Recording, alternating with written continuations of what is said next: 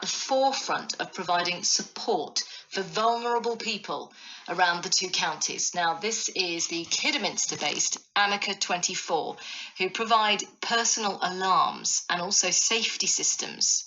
Okay, so they've been working over Christmas around the clock to keep checking on people's mental well-being. Well, Rupert Lawrence is head of Amica 24 and joins us now. Rupert, good evening. Hello.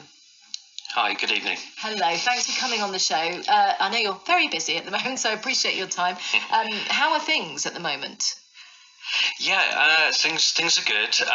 We're looking after so many people across the country, and a lot of people in Herefordshire and Worcestershire through our service. And it's been a really busy time through the pandemic and over Christmas as well, and a lot of vulnerable people out there.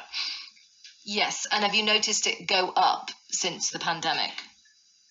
Yeah, absolutely. A lot of demand for our services, but particularly what we've done since the pandemic hit back in March was really up the amount of proactive outbound calls that we do to people, and checking on their well-being, checking on their health, their general state of mind, connecting them up to different support services and things. And that's been really important during the pandemic. A lot of isolated people out there, particularly at the moment, and especially so over Christmas.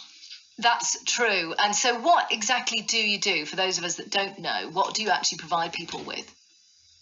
So a lot of what we provide is the personal alarm service. People may know it as a lifeline, the red button pendant type of technology. Quite a lot of people have got an older relative who will have one of these systems. But we provide a whole range of technology to support people to live independently in their own homes for longer, avoid going into hospital, avoid entry into residential care.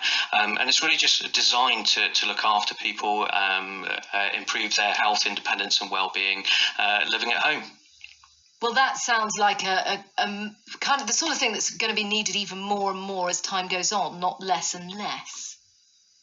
Yeah, absolutely. The pandemic has really emphasised different methods for delivering care that's required.